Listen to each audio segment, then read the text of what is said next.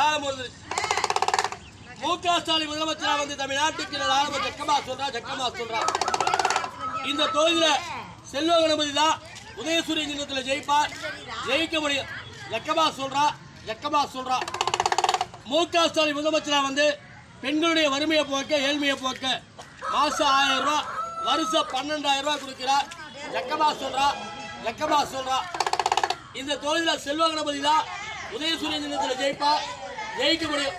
ஜக்கமா சொல்றா.